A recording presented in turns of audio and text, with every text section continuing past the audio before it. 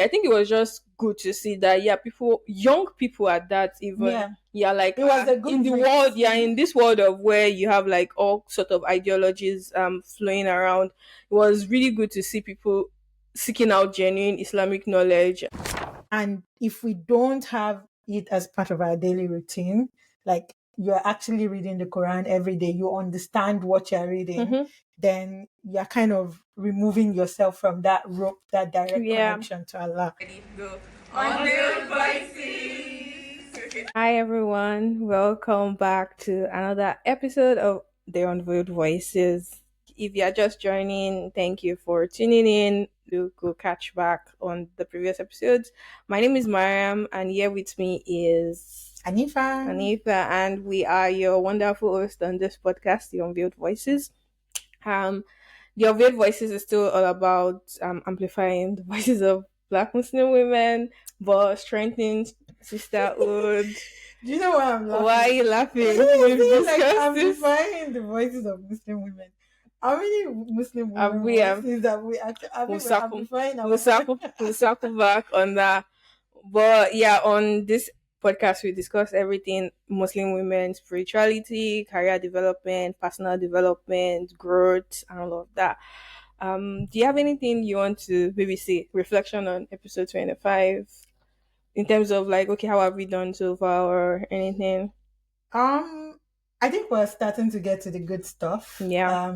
Exciting times are ahead. In terms of like even just the kind of topics we tackle, media, we do a good balance of also bringing like the fun things. For example, the Muslim Girl Joy episode, I think was really good. Even the hot takes one was, it was fun, but still we were passing some nuggets there. So still finding our voice, but very clearly defined as opposed to when we first started. So one of the things we want to do more on this podcast is to talk more about so from the spirituality side, Islam, even from the lenses of women. One of the previous episodes we've mentioned how most people probably don't know more about Muslim women that are like Islamic sages or like sheikhas and all of that. So we want to shed more light, or like make it female scholarship.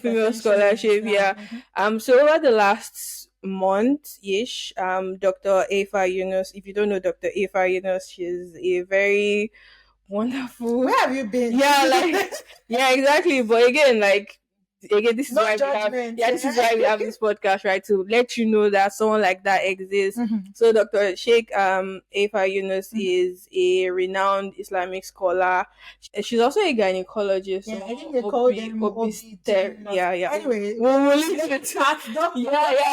Which is really awesome, right? Because like combining both Islamic knowledge and that's like role model. I would love to know more about how she grew up. Did she go to like Islamic first?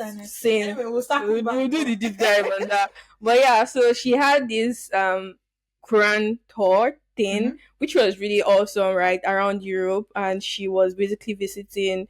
I think she visited about 7 or so. I actually don't know but I know she did visit a lot of cities. I think it's more cities because in UK she did Manchester, she did London, Ireland she did.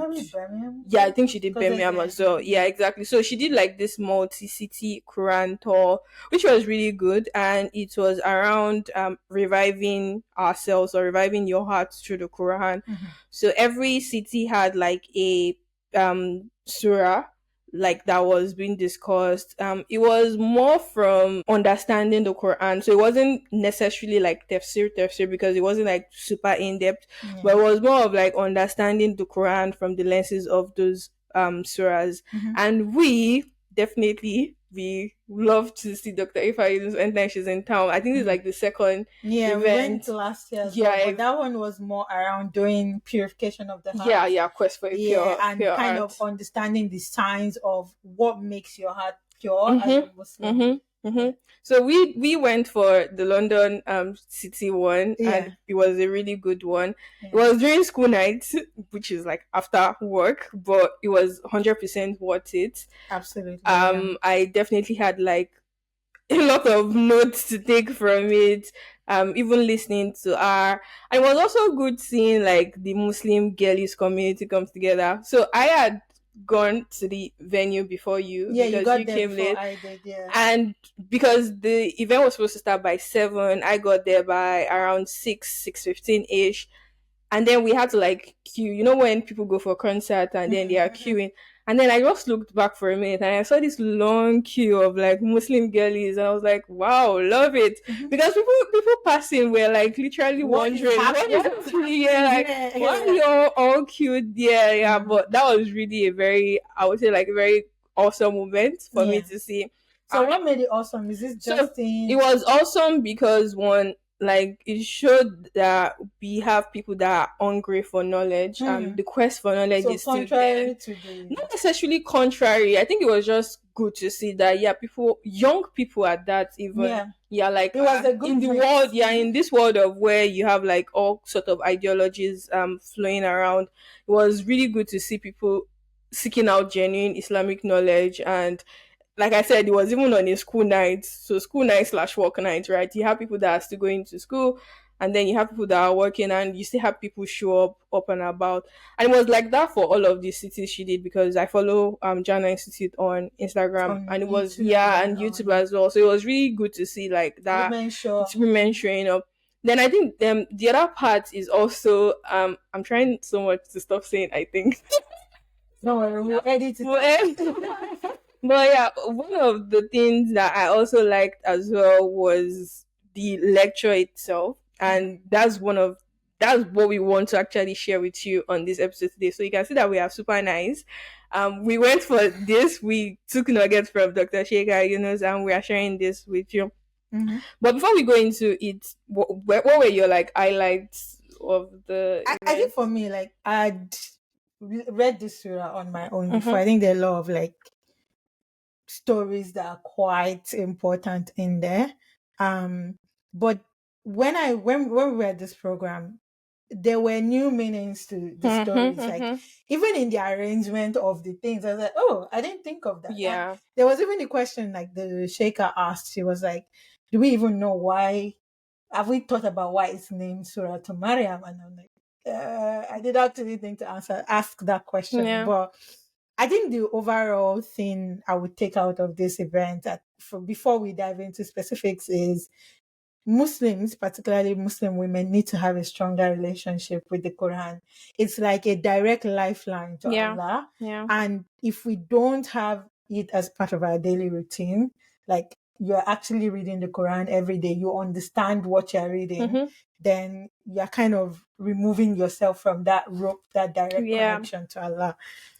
So I mean, we scroll our phones every day. Mm-hmm. Maybe the question we should ask ourselves is, what if the Quran becomes our comfort scroll? Mm-hmm. So, one of the things I also took out was outside of even reading the Arabic, like the Surah, reading Yeah. it in Arabic. How often do we even spend time to like engage with the Quran, even from understanding the Yeah, words for absolutely. itself? Mm-hmm. So there's this tweet that we saw on Twitter, and the person just said he was person was quoting something, probably one of all these Twitter things that must have happened, and the Mm-hmm. person just tweeted the Quran. I'm being serious. I was about to jump ship to atheism when I decided to at least first read the Quran. They tell you it is the word of God, that it is the book. And then when you read it for yourself, you see the word of God falls on consciousness like lightning, which was very spot on. Um, I must have mentioned on the episode before, after Ramadan last year, I wanted to like still keep a cadence of me like engaging with the Engaging with the Quran and all Quran. that. Okay, fine, with my busy schedule and all of that, how can I do it and everything? And I decided to do the tafsir of Surah Al-Baqarah. There's a playlist on YouTube by Grandin Masjid. Masjid. We Yeah, can attach it too yeah, so people can. and like following the tafsir of that, like from the story of how God created Adam to then the story of Satan not willing to bow down to Adam because Mm-hmm. of his arrogance, Mm-hmm. then to how Adam eventually got to earth, how God, even when the angels asked God, why do you want to create somebody, Mm. and how God mentioned that He wants to make us the Khalifa on earth. Then moving to the story of people of Israel, all of the 1001 things God did for them, and now they still did not like. It was like I was hooked from the beginning to the end, and then I was like, yeah, this is like just one out of all of the stories and lessons from the Quran. So how about we just like every now and then just try to engage the Quran and see for ourselves all of them. I would say to piggyback off what you said, Surah Al-Baqarah also has a lot of description, at least at the very beginning, of the believers, the unbelievers, and the people that pretend to be believers, the hypocrites. That's even the start of the surah. And I feel like we need reminders of this thing. Like, so if you are reading and the thing is looking like, it'd be like, say, I'm falling on the side of you know how to check you yourself. Stick upright and be like, no, I don't want to be this. And I think from the tweet you read, this person had a certain disposition, right? They are not coming to read the Quran with already made up mind. You have to come with an open mind. You have to come with the intention of you truly want to understand what Allah is trying to say. You want to pick the lessons and not coming with arrogance. Let's see what this is not the word of man. This is the word of God. And as such, the more you come to it, you come to see new meanings. You come to see new parallels to what's happening. Yeah. And for sure, like it's even referenced multiple times in the Quran that the Quran was indeed sent down as a form of healing and form of mercy. It's a healing. Mercy. And there's also the part of where I can't remember which surah, but I'm sure it's spread across multiple surahs, probably the Makan surahs, where the Arabs were saying, oh, the prophet was lying, he was just being a magician. And there were like different prompts to them to say, okay, if you claim that this is produce something like it. Do something like and then when you get to those parts of the Quran, it's like, wow, okay, like just look at how this is. Love like tafsirs and listen one thing they keep saying is that back then, like there were a lot of poets and all. But even the style of the writing, and you can tell, like even when you read the meaning, it translates sometimes. Like you can see that this is not written by just it doesn't seem like the way we human beings talk. So it should give you some sort of idea that this is actually the word of God. But again, one of the things people would then argue on is, in this world of like in this world that we are living now, you have 24 hours in a day, you would sleep for probably 8, you are working a 9 to 5. There are a lot of things that are just going on. So how best do you think that we can sort of curate our life to ensure that that reminder is still there, or that engagement with the Quran is still there? And this is also a was also like feedback to myself, absolutely, right? From the events, that how do I make sure that what I'm listening to or what I'm doing or my day to day at least incorporates the Quran in it. There was a lecture of Abu Yusuf that I listened to, and he also like this was kind of like the same question he gave to the audience on, okay, in this world where you just have to probably be on your phone most of the times, how do you then ensure that the Quran is a larger part of it? So he gave an example of like TikTok, for instance. Ensuring that at least most of the accounts that you follow are Islamic reminders account. So at least by the time you scroll 1, scroll 2, you have that first time okay, I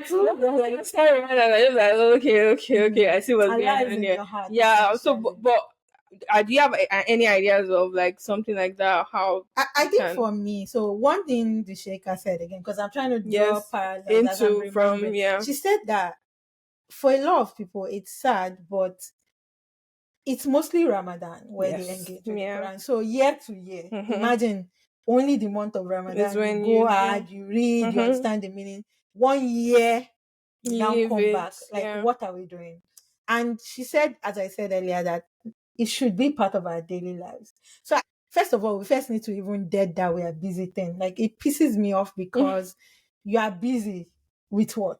Like, let's really deep stuff. At work, I see a lot of people, me included, we pick up our phones, we quickly press it, we drop it. If that picking up you did was one verse of the Quran and you ponder over it while you're doing your work, you know you've gotten your reward. You know you now understand Allah a bit better and you can apply that to your life. So I think first of all is the niyyah, is the intention that I want to engage with the Quran daily. Now, how do you want to do it? You don't want to start by saying, 100 verses a day. To overwhelming yourself. You might not do it past one day. Yeah. So pick a realistic goal. Start with 5 verses a day. I always say you also don't want to make it too simple, because what are you doing with yourself? What are you doing with your time? So pick 5 verses. Start from don't try to say, depending on your relationship with the Quran already. If you're someone that you don't even know what surah is, what chapter, just start from one end of it. Yeah, right? And just take it up from there. Yeah, and start looking at 5 verses. If you can read the Arabic, fine, read it. If you can't, ponder over the meaning. There's this I think Tafsir Saadi or something. It's like a huge volume. Yeah, the book. Yeah, The I don't have the physical one. If you guys want to sponsor me, you get it one. But I have the soft copy. And if when I want to really sit down and understand it, that's what I sit down and I read it, like thing under the tafsir under, and I'm like, oh, okay. And there are also loads of series on YouTube. So if you are exactly. So me I feel like there is value, because I think again there's this TikTokification of everything. And I think it can't fly everywhere. Like, there's some things you still need to just go the hardcore way. Sit down with the Quran, pick up 5 verses, read the meaning, then go look for a tafsir that aligns with that thing you just read. You will even find that the meaning is, because you've read it before, is there. It's like, okay, that thing that is looking like you get what I mean. And do it for a week. See who you are. And it shouldn't end there. I think we should be incorporating it in our lives. So if you've read Surah Al-Baqarah, you've listened to the tafsir, and Allah is saying this is the marker of the believer. The believer gives out of what Allah has given him. Why should you still be stingy? Out of your 100, give someone 1. Give someone 0.5. So that's the way I would say that you can sort of try to incorporate it like every day in your life. Yeah, so one of the du'as we made at the event was also that Almighty Allah should make the Quran the spring of our heart. And when I had that, I noted it down, because I think I've definitely had it before, but it just was a different light there. Like you said, make the niyyah, like ask Allah to help make you. it easy for you to not. So you could just be there on your way to work, like during your commute, just when it is easy for you, and then the next day is during your lunch break. That's when it's easy for you, and then you just find yourself that you keep doing it every now and then. One thing I want to quickly point out is, we are not saying you should do this because Anifah and Mariam said you should do it. At the end of the day, renew your intention. Make an intention that you want to do this because you genuinely want to make the Quran a part of your life for Allah's sake. You want to get to Allah, know Allah a bit more. You want Allah to love you. You want to be one of the believers. Make your intentions sincere. Don't say because Anifah said I should go and read the Quran. Yes, I'm going to read the Quran. Yeah. So maybe our prompt to you would just be that, off the back of this, maybe the self introspection and reflection. What do you think your relationship with the Quran is right now, and what would you like it to become? So we already said make the intention, make dua. Do you need like accountability groups? Maybe just talking to one or two of your friends, seeing how best can we be like accountability partners to ensure that we achieve this.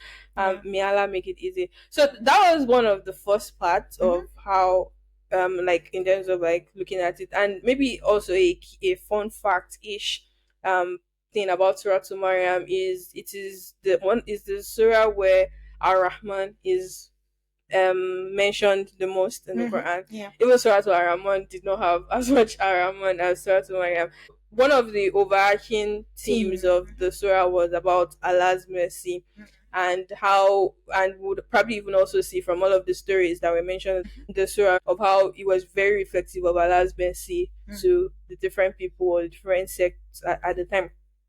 So maybe diving into like the surah itself, and also like in terms of like the storytelling acts that the Sheikha used to talk about it.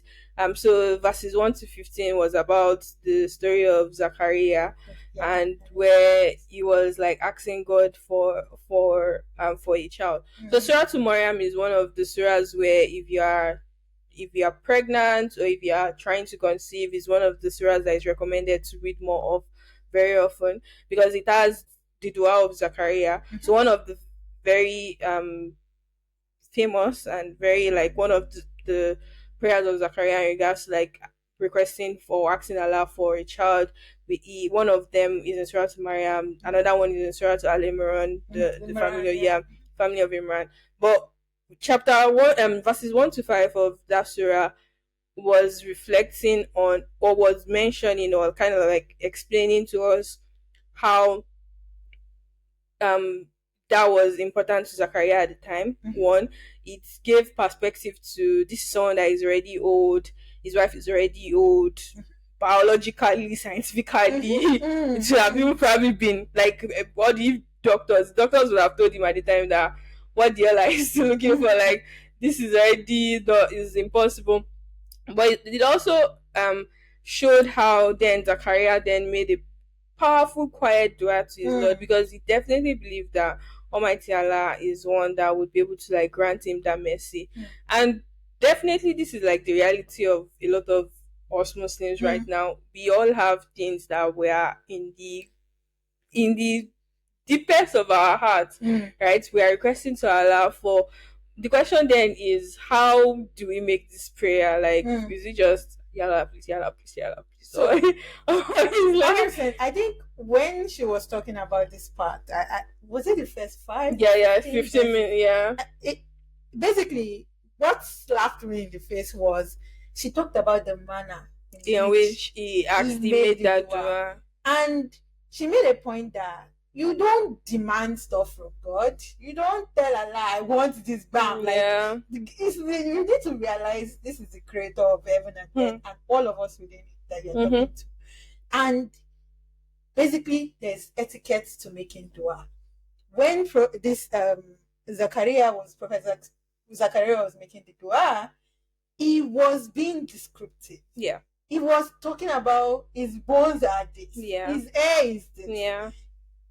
Grant me this out of sincerity of his heart. And he didn't end there. He also described why he's asking for it. Yeah. Basically, the situation at the time was he was worried about who would inherit all of everything. You understand? And not just inherit wealth. It's knowledge. Knowledge, guiding people to worshiping Allah. And he was very worried, and he told Allah this in very descriptive terms.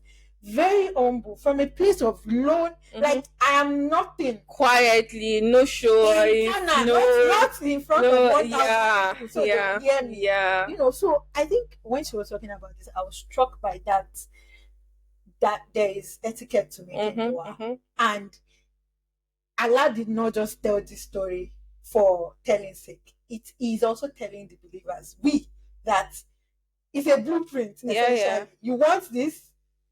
See how the people that were successful that I gave, see how. Yeah, so you also mentioned like in the prayer how he was talking about why he wanted and explicitly also even saying what he wanted. So part of the surah was also the bit of where he made dua for even his unborn child at the time, Yahya, that peace be upon him for on the day he will be born, the day he dies, and the day he resurrected. Was that him making dua, or was that Allah? So in the surah, right? Like, so that already like basically covers everything like from, because this is actually probably the toughest time. Yeah. So when he's born, exactly when he dies, and then when he's resurrected. So the summary of that part was giving visibility into Allah's mercy still stands, like even thousands of years ago, currently now, and even till the end of times, like Allah is forever merciful. And it also shows us the power of making dua privately, humbly, and with faith, knowing that indeed Allah is going to accept all of this. So switching gears, the next part of the chapter then talked about Mariam. This one was really, I've heard this story before, but there's the famous in Yoruba language, Ikunle Abiyamo. What does that mean? The kneeling of the mother when she's giving birth, and there's the saying of if a mother should maybe curse a child using but seeing this verse is also putting emphasis on how that period of actually giving birth is for a woman. Yeah. Because when Mariam became under intense pressure, her faith her faith made her even say things around, oh, I wish I was forgotten. So like it just shows you that even how strong yeah, must have felt. And like so if that's Mariam saying that, when she said that in this, I'm just like, hey, but I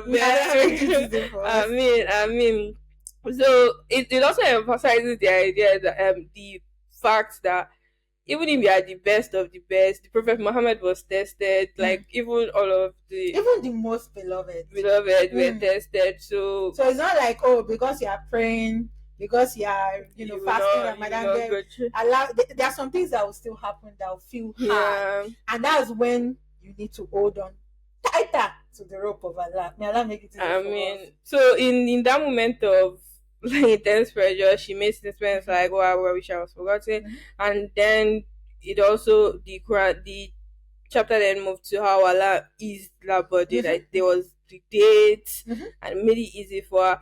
I'm sure we've all had that moment of, oh my God, like what is this? And we felt like overwhelmed. Despair, yeah, and it would be good to hear from people who have gone through that. Yeah, how from that moment where they felt like, I just wish everything would just to it then being normalizing and standardizing. And I'm particularly interested in people that, because one of the points you made was when things happen that test us or stretch us, we have this tendency to run to people like us and I'm not saying we shouldn't talk to our friends, our family, but our first call of action should be to Allah. What can I find in the words of Allah to comfort? What can I read to ease my heart? How can I make dua to take the edge off and then lean on the people that Allah has put around you? So I'm also curious about people who already implement that in their lives, where their first call when they're in turmoil is to talk to God. How does that work for you? How do you find it? How do you not just take your phone and go on Twitter and rant immediately things happen? Yeah, it will be interesting to hear. So there's a moment in the Surah of the Prophets where they were going to meet I think part of the Sahabas were going to meet the Najashi of Abyssinia. He was a Christian. Either they were going to meet him or the Quraysh had asked them to meet. I can't remember exactly, but paraphrasing. But Surah Maryam was one of the surahs that they recited to that Najashi, and they mentioned how the birth of Prophet Isa, one of the early miracles he did where he talked from birth, then also measuring the fact of how people then turned him into God and Allah saying, but that is he's not so that's also one of the parts of Surah Maryam. If you have a Christian them or somebody saying, oh, Jesus is God or something, that's one of the surahs you can use to refute and say, yeah, this is definitely not. It's Allah told us about this. Yeah, exactly, in the Quran. I just wanted to put that as a sidebar. But there's also one of these famous stories as well in Surah Maryam is about Prophet Ibrahim alayhi salatu wasalam, where he was asking his father and the people of his time when they were worshipping idols. And this is also one of the common things. I think alhamdulillah we were born into Islam, because truth be told, most of us are Muslim because we were born into Muslim families. If you were born into a non-Muslim family, you probably still be holding on to that. Okay. Yeah. I think that's a conversation I don't want to get no, so because that's exactly one of the arguments the people of Ibrahim at the time were saying, that the reason why we are worshipping this idol is because this was what our forefathers were worshipping, this is always what we've done. But there's also the bit of where now you've had evidences, you've had knowledge, or you've had this come to you, this message come to you. Why are you still then disputing and still holding on to the ways of your forefathers? I think it's interesting to me. This particular the verses I think was from 30 something to 40 something. It was the approach to which the Prophet Ibrahim was trying to convince his father, of the truth, it had to do with asking questions. Yes. And not coming and saying, and this was a very aha moment for me around like dawah and how it should be done. Right? It wasn't brash, it wasn't insulting his father. Yeah. He asked a question and they were having a conversation. Right? And even though he was kind of alone in this journey, he still made that effort. And this is probably to like people that they don't have Muslim families who worship a lot, or even sometimes, let's be real, like Muslim families, it's still different. You have Muslims that don't see anything wrong with drinking alcohol. You have Muslims that don't see anything wrong with like backbiting, doing those things. May Allah ease our affairs.